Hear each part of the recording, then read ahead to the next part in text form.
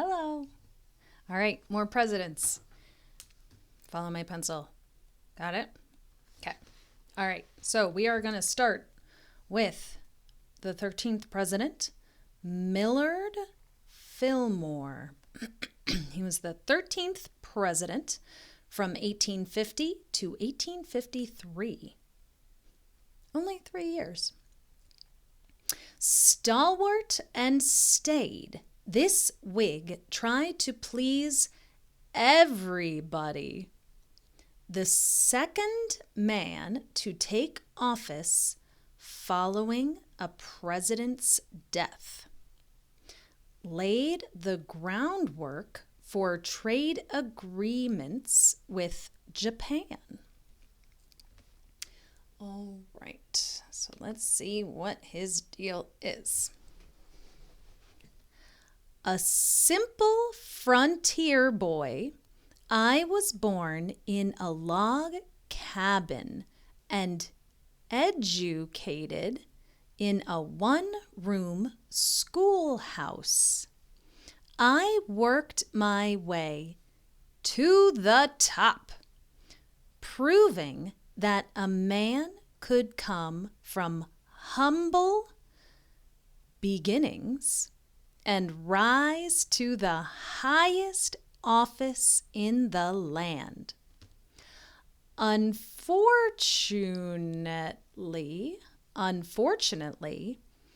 lackluster seemed to be my middle name. Do you know what lackluster is? It's like, maybe you didn't do a great job. It's like a little, what do kids say these days? Mid, I think. Unlike old Rough and Ready, I was full to bursting with compromise. Trouble was brewing between slave-owning Southerners and industrial Northerners over the business of runaway slaves and import taxes. Plus, there was a whole lot of fussing over territory and borders. It was, as I put it, a season of embarrassment and alarm. Gee, I bent over backward to keep America's best interests at heart. But instead of pleasing folks, I made everyone unhappy. My party split for good, and the Whigs were finished. So he was the first president to have been born in the 1800s. I got a little fuzzy. Excuse me. The first president to install a cooking stove at the White House. And the last president from the Whig Party. Millard Fillmore. He was only president because, he died. Zachary Taylor died. So Fillmore must have been his vice president. So he was only president for 3 years. And he wasn't elected again. Because he was lackluster. All right. Here's our next president, Franklin Pierce. The 14th president from 1853 to 1857. A doughface, a Northerner with Southern sympathies. I don't know why they call that a doughface. That's interesting. Okay, I'm just trying to get this. I really need a different camera if I'm going to keep doing this. All right, there we go. It's a little dark, but I feel like we can read it better if it's like this. I'll do one more. I might regret it. There we go. Delivered his inaugural speech from memory. This Democrat steered the country toward civil war. Oh my gosh. Dark and dashing, I made the ladies quiver and sigh. Had there been a vote for America's cutest president, I'd have won hands down. Sadly, my time at the top coincided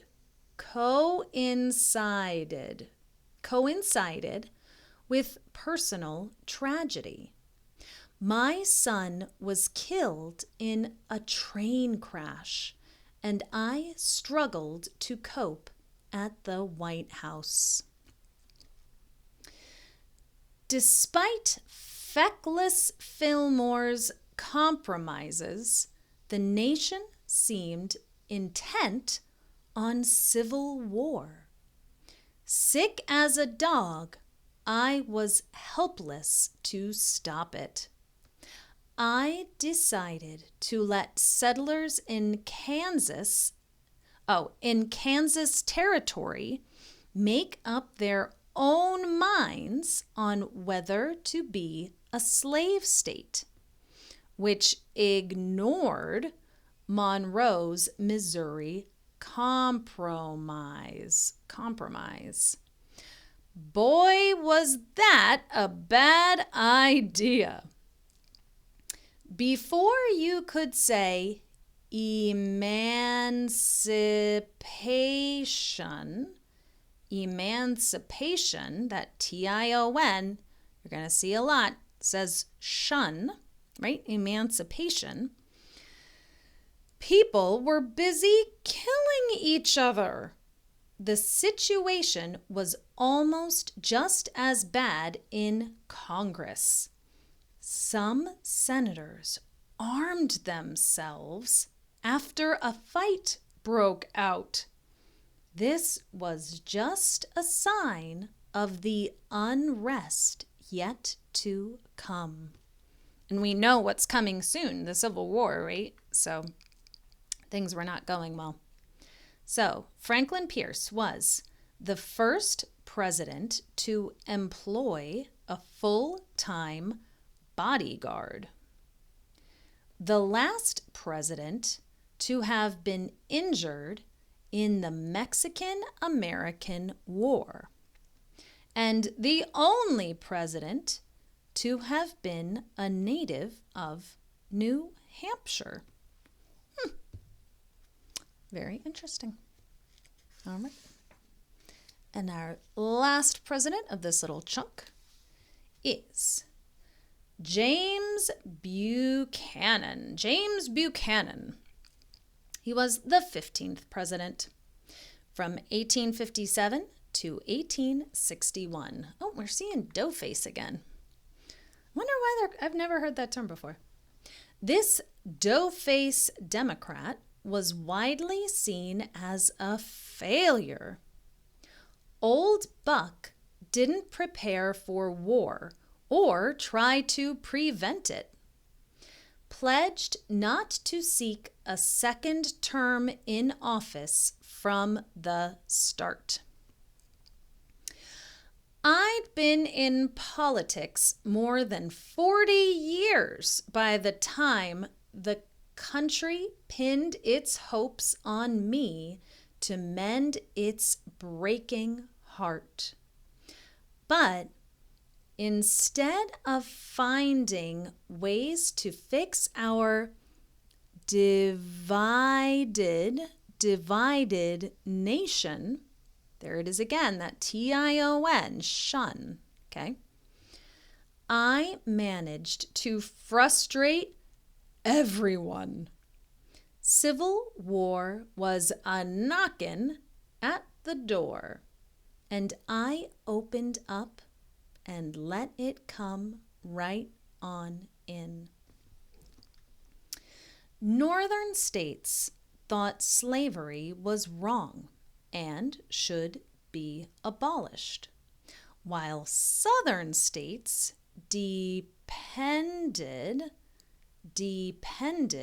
depended on it and wanted it extended. What was I to do?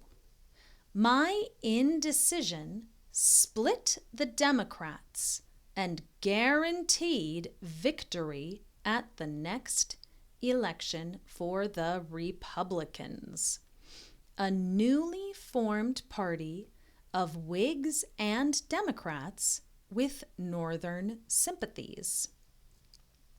Well, as soon as Abe Lincoln won, slave states started deserting the Union like rats from a sinking ship. Me? Oh, I just did nothing while I waited to leave office. All right. He was the first president to have states secede from the Union, the last president to have been Secretary of State in 1845 prior to presidency, the only president to remain a bachelor or unmarried his whole life. So that was James Buchanan. We'll have to wait for him for the next one. All right, so today we did Millard Fillmore, Franklin Pierce, and James Buchanan. Hope you enjoyed it. I know you're going to look forward to the next one, and I'll see you soon. Okay.